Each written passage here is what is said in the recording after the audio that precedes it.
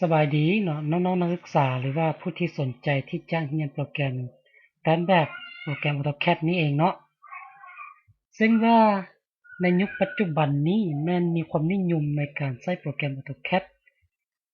เข้าในการออกแบบอาคารในการสร้างโมเดลเนาะบ่ว่าจะเป็นโมเดลของอาคารเส้นทางบ่ว่าจะเป็นพวกเคลื่อนไฟฟ้าแล้วก็พวกขัวอย่างต่างๆเพิ่นก็มักจะใช้โปรแกรม AutoCAD นี้มาช่วยในการแต่งแบบเพื่อให้อ่าเข้าใจและใช้ให้เกิดผลเป็นจริงเนาะวันนี้อาจารย์จะมาสอนเกี่ยวกับการใช้โปรแกรม AutoCAD อ่าเวอร์ชัน2017เนาะซึ่งว่าในยุคปัจจุบันแม่นมีการพัฒนาหลายเนาะและเพิ่นก็ใช้โปรแกรม AutoCAD ในเวอร์ชัน2020แล้วเนาะแต่ว่าถึงอย่างใดก็ตามเนาะในคอมพิวเตอร์ของอาจารย์นี่มี2017เนาะก็เลยคิดว่าใช้โปรแกรมใดก็ได้เนาะเพราะว่าในนั้นฟังก์ชันหรือว่าคำสั่งก็มีความคล้ายคลึงกัน เพราะฉะนั้นอาจารย์จึงอ่าคิดว่าโปรแกรมใดก็ได้เนาะในนี้จะเป็นคำสั่งเนาะคำสั่งของ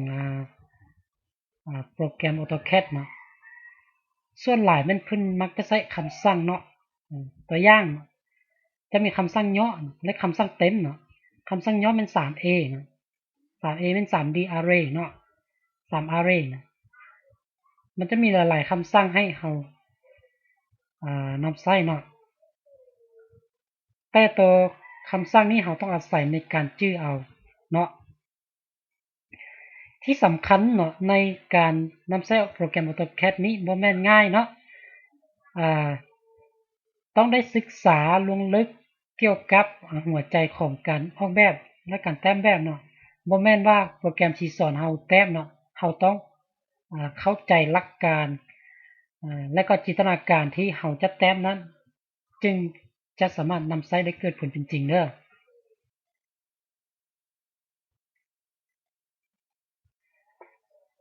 ตัวโปรแกรมน่ะหลังจากการติดตั้งแล้วเนาะมันจะออกอ่าไอคอนตัวนี้ขึ้นมาเนาะเพียงแต่ท่านไปดับเบิลคลิกหรือว่าไปคลิกขวาใส่เนาะ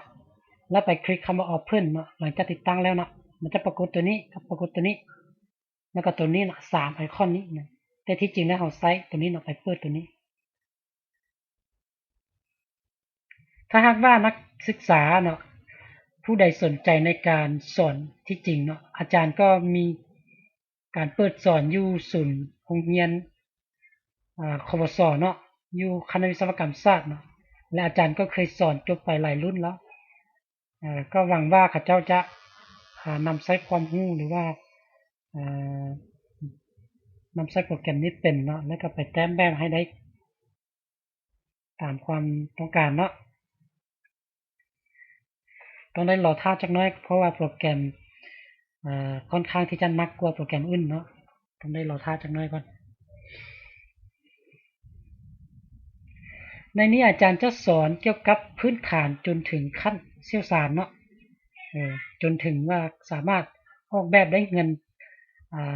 ซ้ำนี้แล้วก็ตึกอาคารใหญ่ๆสูงๆเป็นเสา30ชั้นก็ได้เนาะถ้าสนใจแท้ๆก็มีแต่ว่ากดไลค์กดแชร์กดติดตามแล้วก็มาเบึ้งช่วยอาจารย์เนาะเอออันนี้เนาะหลังจากเขาเปิดโปรแกรมขึ้นมาเนาะมันจะปรากฏหน้าต่างตัวนี้ขึ้นมาถ้าเขาไปกดคำว่า start drawing เนาะ start drawing หมายถึงว่าลืมแต้มถ้าไปกด start drawing ตัวนี้มันจะปรากฏหน้าต่างใหม่ขึ้นมาเพื่อให้เราได้แต้มแบบใหม่เนาะซึ่งตัวนี้ตัว recent document เนาะตัวนี้มันจะเป็นข้อมูลเก่าที่เราเคยใช้แล้วเนาะเราเคยแต้มมามีอย่างใดมีอย่างใดเนาะส่วนตัวนี้มันตัวที่แจ้งเตือนจากออนไลน์หรือว่าจากโปรแกรมที่เราเฮ็ดเสียหายเนาะหรือว่าข้อมูลที่เราแต้มไปแล้วเกิดผลเสียหายขึ้นมาอย่างต่างๆก็มันจะปรากฏอยู่ฝ่ายนี้เนาะโอเคอย่างใดก็ตามนะเราเข้าไปใส่หน้าต่างอันแต้มแบบเลยเนาะไปคลิกใส่นี้เนาะเออไปคลิกใส่นี้แล้วมันจะกดตัวนี้ขึ้นมาเนาะก็ลองสังเกตเบื้องเลยเนาะว่า มันจะมีตัวไทโทบ้านไทโทบ้านหรือว่าตัวยูเทิงนี้เนาะบุกมั่วภาษาลาวว่าจังไดเนาะมันจะมีสองอันเนาะตัวสตาร์ทกับตัว drawing หนึ่งเนาะถ้าเอาไปกดใส่ new drawing ก็จะปรากฏอีกหนึ่งหน้าตั้งขึ้นมาเป็นหน้าตั้ง drawing ที่สองเนาะแต่ในนี้ถ้าเราหาก็เลื่อนแต้มเนาะแต่หน้าตั้งเดียวกับมีแต่กดใส่ตัวนี้เอาเนาะในนี้จะเห็นว่าอยู่ในโปรแกรมนี้มีแกน x แกน y เนาะ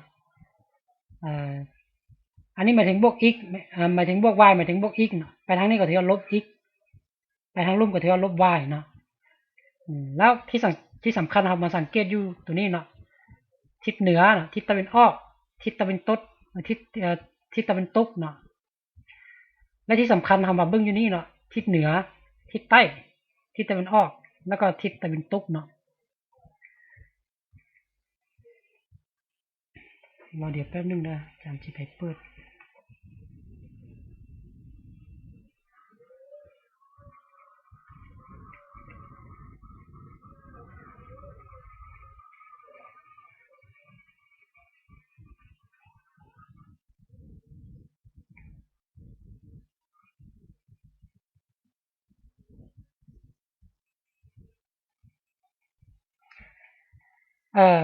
บัดนี้เนาะอาจารย์ชี้แนะนำเพิ่มเติมเกี่ยวกับหน้าต่างของโปรแกรม AutoCAD นี่เนาะมันจะมีตัวไฟล์เนาะตัวไฟล์ตัวนี้เนาะหมายถึงข้อมูลอย่างต่างๆที่เราจะต้องการเซฟต้องการเปิดต้องการเห็นอย่างต่างๆนะไม่ว่าจะเป็นการปริ้นหรือว่าการเปิดข้อมูลที่เราเคยใช้มาเนาะแล้วก็การเซฟเนาะมันจะอยู่ในไอคอนไอคอน A สีแดงนี่เนาะแล้วก็มันจะมีพวกข้อมูลเกี่ยวกับไอคอนตัว A นี่มารวมตัวอยู่ในนี่เนาะพวกนี้เป็นแท็บไทโทไทไทโทบ้าเนาะไทโทบ้าส่วนตัวนี้เขาเรียกว่าเมนูบ้าเนาะเมนูบ้านี่หมายถึงว่าแทบเครื่องมือเนาะแทบเครื่องมืออย่างต่างเขาสามารถนำไซเนาะสมมุติว่าเขาอยากแต้มเป็นเส้นซื่อเขาก็จะมาคลิกอยู่นี่แหละคลิกตัวไล่นี้เนาะคลิกอยู่นี่แล้วก็ไปแต้มอยู่นี่เอาเนาะก็จะสามารถแต้มได้แบบ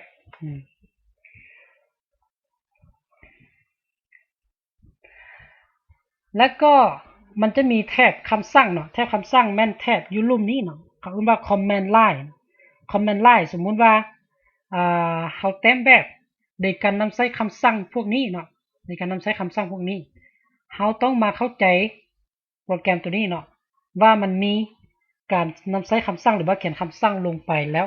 จะสามารถใช้ได้เนาะตัวอย่างเช่นเนาะคำสั่งแต้มเส้นซื่อเนาะไล่เขาก็พิมพ์คำว่า L เนาะ L Enter เนาะแล้วก็ไปแต้มใส่หน้าจอตามความต้องการเนาะหรือว่าเขาบอกเขียนใส่แทบคำสั่งอยู่ลุ่มนี้ก็ได้เขามาเขียนใส่หน้าจอนี้เลยคำว่า L มันจะปรากฏอยู่หน้าจอนี้แล้วก็กด Enter เด็กแต้มได้คือกันเนาะอันนี้คือการนำใช้ command line เนอะแล้วก็การพิมพ์คำสั่งบนหน้าจอเนาะหลังจากนี้เนาะอาจารย์อยากจะแนะนำเกี่ยวกับการนำไส้บรรดาปุ่มที่สำคัญอยู่ในการเรียนแต้มแบบ AutoCAD นี้เนาะอาจารย์จะมานำไส้ปุ่มที่สำคัญในการแต้มแบบนี้เลยมีปุ่ม Escape นะ Escape นี่มันอยู่ถึงสุดของซ้ายมือเนาะ Escape นะ F8 เนาะใช้สำหรับกดเส้นให้ได้เส้นโค้งตามใจแล้วก็เฮ็ดให้เส้นตรงเนาะ F7 นะเพื่อปิดเปิดเอาจังซี่เนาะทวนคืนใหม่เนาะถ้าสมมุติว่าเนาะเฮามากดเลือก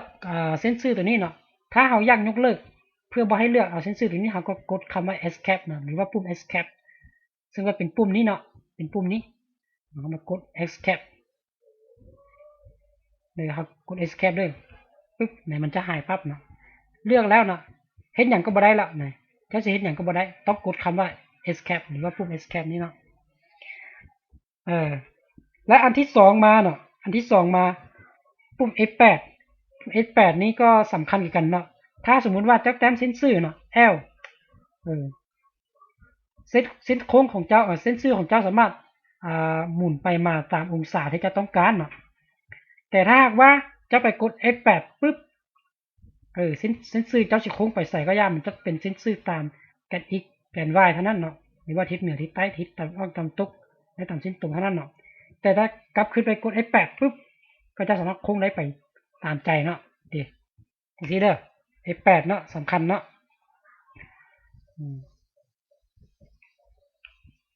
ต่อไปมันปุ่ม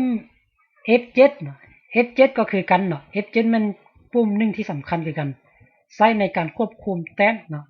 อยู่ในบนหน้าจอของพวกเรานี่มันจะมีตากาโลเนาะตากาโลไม่ว่าจะเป็นzoom in zoom out เนาะ zoom in zoom out ก็จะมีพวกตากาโลนี้เพียงแต่ว่าท่านไปกด F7 เนาะมันจะหายไปปั๊บเนาะหรือว่าถ้าจะให้ปรากฏขึ้นอีกก็กด F7 คือเก่าเด้หรือว่าใช้คำว่า control G เนาะcontrol G แล้วก็กลับขึ้นกด control G อีกมันจะปรากฏขึ้นมาอีกคือเก่าเนาะอันนี้ก็คือปุ่ม F7 F3 เนาะ F3 มันการนำใช้เพื่อจับจุดเนาะตัวอย่างเช่นเนาะการนำใช้ F7 เนาะถ้าสมมุติว่าเราcopy เส้นชื่อตัวนี้เนาะ copy คำว่า CO เนาะสิไปจับจุดมันจะออกบล็อกสีเขียวขึ้นมาเนาะมันจะจับจุดอยู่จุดใจกลางเนาะหรือว่าอยู่ส้นอยู่ท้ายของเส้นชื่อแต่ถ้าหากว่าไปกด F3 เนาะไปกด F3 ปุ๊บมันจะบ่จับจุดให้หาวแล้วเนาะบางเทื่อเขาเฮ็ดเวียกไปมาซึ่งว่าเขาลืมไปกดใส่ F3 จับจุดบ่ได้แล้วเขาสิจับไปมันก็บ่ถึกเนาะต้องไปกด F3 อีกครั้งนึงเพื่อให้มันกลับขึ้นมาจับจุดเนาะถ้าหากว่าจับอยู่ส้นของท่อนซื้อก็จะเป็นสีเขียวเป็นบล็อกสีเขียวเนาะถ้าหากว่าอยู่ใจกลางของท่อนซื้อก็จะปรากฏสามเหลี่ยมเนาะสีเขียวโอเคออกจากคำสั่งโดยกดคำสั่ง escape เนาะหรือว่าปุ่ม escape ต่อไปเนาะคำสั่งใหม่จุดเนาะใหม่จุดนี่ก็ถือว่าเป็นคำสั่งที่สำคัญคือกันแล้วก็บ่ต้องลืมเนาะคำสั่งเครื่องหมายจุดเนาะตัวอย่างหมายจุดนี้ก็ค่อนข้างที่ว่าเท่ากับหมายคูณเนาะตัวอย่างเส้นว่าเราจะแต้มรูปCJ ซากเนาะหรือรูปจัตุรัสก็ตามปรากฏเห็นว่ามันจะมี2บล็อกเพื่อให้เราป้อนขนาดของหรือว่าระยะของรูป CJ ที่เราต้องการเนาะตัวอย่างเช่นเราต้องการ100เนาะ100เซนติเมตรกดหมายจุดมานี่ต้องกดหมายจุดกดหมายจุดปุ๊บมันจะคั้นไปใส่บล็อกต่อไปเนาะแล้วเขียนคำว่า150หมายถึงว่ารูปจัตุรัสหรือว่ารูป CJ ที่เราสร้างนี่มัน100คูณ150ซนนะเห็นบ่อันนี้มันคำสั่งหมายจุดเนาะแล้วก็ต่อไปมันคำสั่งสุดท้ายนะคำสั่งที่สำคัญที่สุดเนาะก็คือ space bar นี่หมายถึงแม่นปุ่มที่ยาวที่สุดของคอมพิวเตอร์เนาะอยู่ใจกลางอันนี้นะมันปุ่ม space bar จะเท่ากับปุ่ม enter เนาะส่วนหลายแล้วเราจะมักใช้ปุ่ม space bar เพราะว่ามันใหญ่แล้วก็อยู่ใกล้เนาะปุ่ม enter มันจะน้อยแล้วก็อยู่บางขวามือแล้วเนาะบ่ค่อยนิยมใช้เนาะครับพระเจ้าเองแนะนำให้ใช้ปุ่ม space bar นี่เนาะเป็นปุ่มที่ยาวที่สุดในคอมพิวเตอร์โอเคก็มื้อนี้มีแต่ว่ามาเสนออันหน้าต่างของคอมพิวเตอร์แล้วก็บรรดาปุ่มที่สำคัญแล้วก็คอมพิวเตอร์ AutoCAD นี้มีความสำคัญแนวใดเนาะเพราะฉะนั้นถ้าคลิปต่อไปเนาะอาจารย์จะเริ่มสอนในการนำใช้คำสั่งแล้วก็เริ่มแต้มแบบขึ้นไปเลยเนาะสำหรับคลิปวิดีโอนี้ขอลาเพียงเท่านี้ขอขอบใจเด้อขอฝากกดไลค์กดแชร์กดติดตามให้อาจารย์แด้